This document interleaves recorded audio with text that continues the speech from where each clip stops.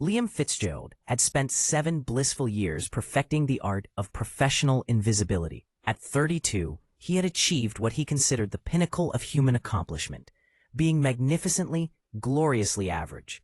His beige cubicle at Pinnacle Industries was strategically positioned in the exact middle of the office floor, close enough to the coffee machine to maintain adequate caffeine levels, far enough from management to avoid accidental eye contact, and precisely equidistant from both the entrance and the bathrooms to ensure optimal obscurity. His daily routine was a masterpiece of calculated mediocrity. He arrived at 9:01 a.m., fashionably late enough to avoid the eager beaver crowd, but not late enough to attract disciplinary attention. Processed data with the steady rhythm of a metronome, took exactly 47 minutes for lunch, long enough to actually eat, short enough to avoid conversation, and departed at 4:59 p.m. on the dot. His desk contained exactly 3 personal items: a wilted spider plant named Gerald, a coffee mug that read "World's Okayest Employee," and a small photo of his cat, Mr. Whiskers, who shared his philosophy that naps were humanity's greatest invention.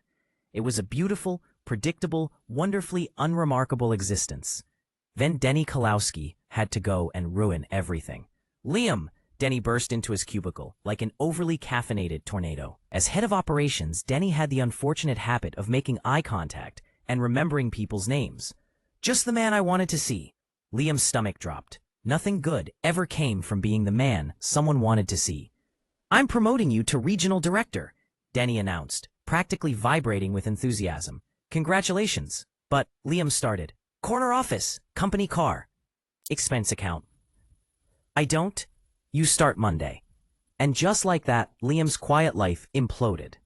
Monday morning found Liam sitting in an office that was approximately the size of his entire apartment, staring at a mahogany desk that probably cost more than his annual salary used to be. His assistant, Fair Martinez, knocked and entered with a stack of papers that reached her chin. "Good morning, Mr. Fitzgerald. Here are the quarterly reports you need to review, the budget proposals for next year, and the strategic planning documents for the Henderson merger." Liam looked at the papers as if they were written in ancient Sumerian. He had spent 5 blissful years in data entry, where his biggest decision was whether to use Arial or Times New Roman. "Right," he said weakly. "Strategic planning." Fair smiled encouragingly. "Also, you have a board meeting at 2 p.m. After she left, Liam put his head in his hands. There was only one solution. He had to get himself fired. But how? Liam's first plan was brilliantly simple. He would create the most boring, incomprehensible presentation in corporate history. He spent all